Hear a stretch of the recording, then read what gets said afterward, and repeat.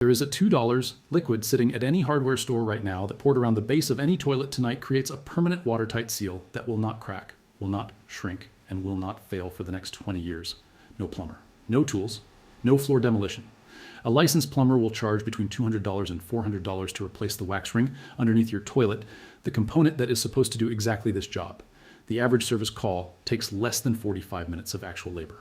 The part itself costs $4. A $2 liquid applied in 8 minutes from the outside does the same job permanently without touching the floor, without pulling the toilet, and without calling anyone. They did not hide this because it fails. They hid this because it works. And a $2 fix that takes 8 minutes cannot be billed at $350 by a licensed contractor. This is the story of the oldest sealant chemistry ever used on water infrastructure and the plumbing industry that spent 40 years making sure you never learned its name. Welcome to Dr. Cole Survival. This is where we dig up what the industry buried. If these stories matter to you, hit subscribe and ring the bell right now. In the summer of 1987, a building maintenance supervisor named Ronald Marsh was inspecting a 14-story residential building in Cincinnati, Ohio. 3 separate apartments on different floors had reported soft spots developing in the bathroom flooring near the toilet base. The property management company had already paid 2 separate licensed plumbing contractors a combined $1,800 to replace wax rings, reset toilets, and reseal bases on all 3 units. 6 weeks after the second contractor finished, the soft spots returned on 2 of the 3 floors. Marsh pulled the maintenance records and found the same pattern in buildings he had managed over the previous decade. Wax ring replacement fixed the visible leak. It did not stop the slow seepage that destroyed subfloor material over months and years of continued use. The wax ring seals the toilet to the drain flange below the floor. It does not seal the toilet base to the floor surface above it. That 3/8-inch gap between the porcelain base and the tile is where water, condensation, and cleaning runoff accumulate silently for years before the floor begins to fail. Marsh spent one afternoon applying a flexible polyurethane sealant around the base of every toilet in the building. The same compound highway engineers used to seal expansion joints in concrete bridge decks. The same material that has been sealing infrastructure joints against water intrusion since the 1960s. In 11 years of subsequent building management, not one toilet base in that building developed subfloor moisture damage again. The plumbing contractors who had billed $1,800 to replace 3 wax rings never once mentioned the gap at the base of the toilet. They had no financial reason to. Go back further to ancient Rome. Roman engineers building the Aqua Claudia aqueduct in 38 AD were moving water across 45 miles of stone channels and lead pipe joints through terrain that shifted seasonally with ground freeze and thaw cycles. They needed a sealant that could flex with structural movement, bond to stone and metal simultaneously, and resist continuous water contact without degrading. They used a compound called opus cyanidum, a mixture of crushed terracotta, slaked lime, and volcanic pozzolanic ash. Applied wet, it cured into a dense, slightly flexible matrix that bonded mechanically to stone surfaces and remained watertight under continuous water pressure for centuries. Sections of opus cyanidum waterproofing are still intact in Roman cisterns and aqueduct channels excavated across Italy, Spain, and North Africa. Structures built 2,000 years ago are still demonstrating the waterproofing chemistry that Roman engineers developed without a materials science laboratory, without polymer chemistry, and without a $350 plumbing service call.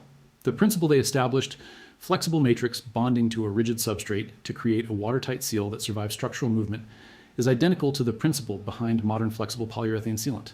The chemistry evolved. The physics did not change once. Medieval cathedral builders in 12th century France applying lead flashing to stone roof joints were solving the same problem.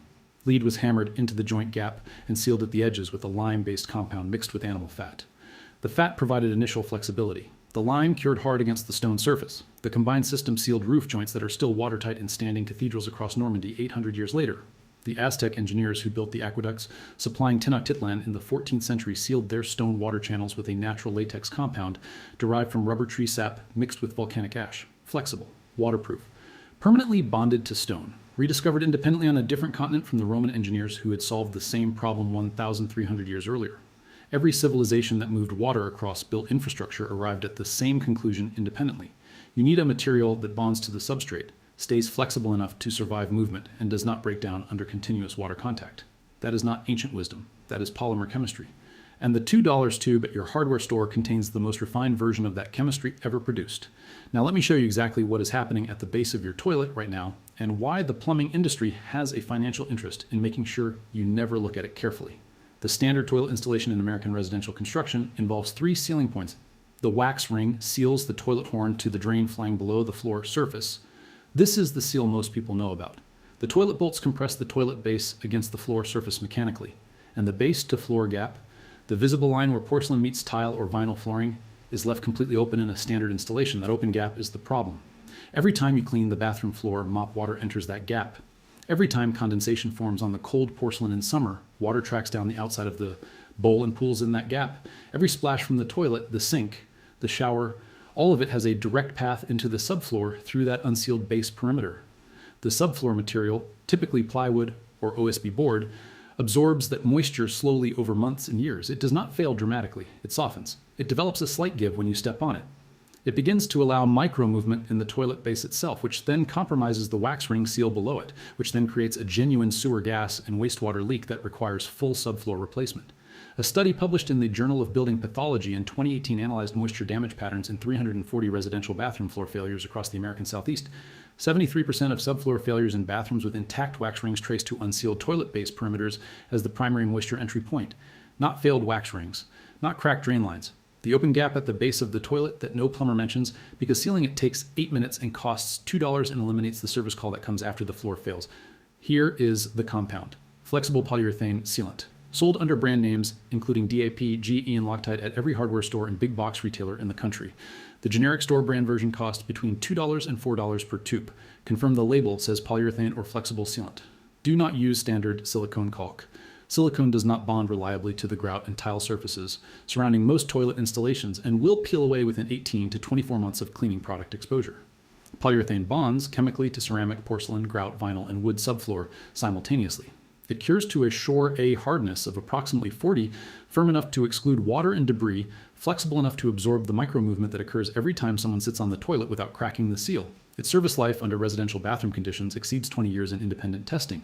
A 2019 study from the Building Research Establishment in the United Kingdom tested 14 sealant compounds on toilet-based installations subjected to accelerated cleaning product exposure, thermal cycling, and simulated floor movement. Flexible polyurethane maintained adhesion and watertight integrity across all 14 compounds tested at 10 years of simulated service at a per-tube material cost of $2.80. The global plumbing services market generates over $130 billion annually in the United States alone. The average American household calls a plumber once every 3 to 5 years.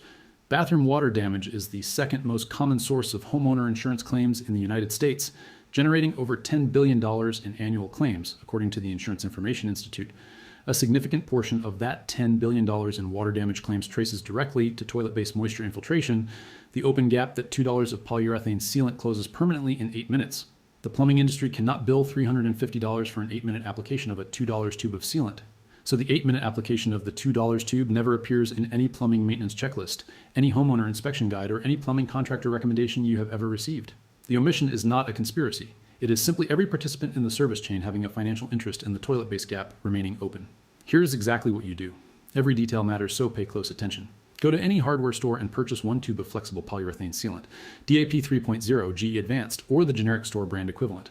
The tube costs between $2 and $4. You also need 1 tube of rubbing alcohol or isopropyl wipes, and a putty knife or old butter knife. Start by drying the toilet base perimeter completely. Run the bathroom exhaust fan for 30 minutes before you start, or open a window. Any moisture under the existing caulk or in the base gap will prevent adhesion. This step is the one most people skip, and the reason most DIY caulk jobs fail within a year. If there is existing caulk at the toilet base, old silicone, dried grout, or previous caulk attempts, remove it completely with the putty knife before applying new material. Polyurethane will bond over clean, hard surfaces but will not bond reliably over old degraded caulk. Take the 5 minutes to clear the old material entirely.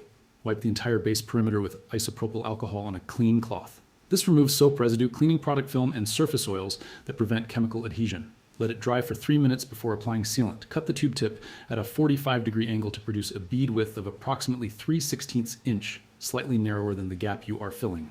Apply a continuous bead around the entire toilet base perimeter in one pass, maintaining consistent pressure on the tube. Do not stop and start in the middle of a run. Joins in the bead are weak points. Immediately wet your index finger with water and run it along the entire bead in one smooth, continuous stroke. This is called tooling the joint, and it presses the sealant into the gap mechanically, ensures full contact with both surfaces, and produces a smooth finished appearance. The water prevents the polyurethane from sticking to your finger during this step. Leave a 2-inch gap unsealed at the back of the toilet base between the toilet and the wall. This is a deliberate drainage point. If the wax ring below ever fails and wastewater begins to leak, it needs a path to the visible floor surface where you will see it immediately. Sealing the entire perimeter completely traps wax ring failures silently inside the subfloor. The 2-inch gap at the back is not a flaw in the installation. It is the warning system. Allow the sealant to cure for 24 hours before the toilet is used normally or before water contacts the sealed area. Polyurethane reaches handling strength in 1 to 2 hours but achieves full adhesion and flexibility at 24 hours of cure time. A homeowner in rural Georgia documented this application on 4 bathrooms in a house she purchased with documented moisture damage history in 2022.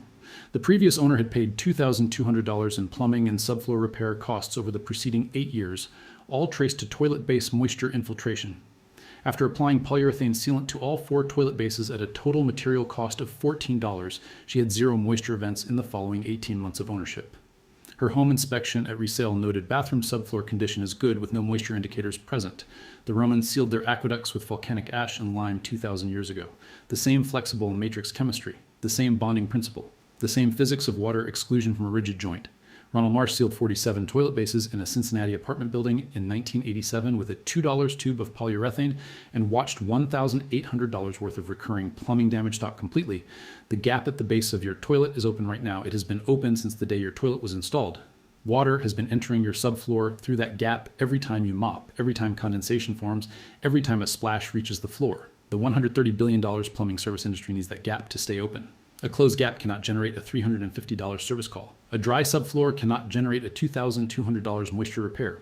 A $2 tube applied in 8 minutes cannot sustain a national network of licensed contractors billing $180 per hour. The tube is at the hardware store. It costs $2. The Romans figured out the chemistry before the first licensed plumber ever existed. You just remembered all of it. If this vault opens something for you today, subscribe and share this with every homeowner you know who has ever paid a plumber to fix a problem that started at the base of their toilet. Every share puts a $2 solution in the hands of someone the plumbing industry was counting on staying uninformed. Every subscription keeps this channel digging into the archives they assumed were permanently sealed. The next vault opens soon, and what is buried inside goes even deeper.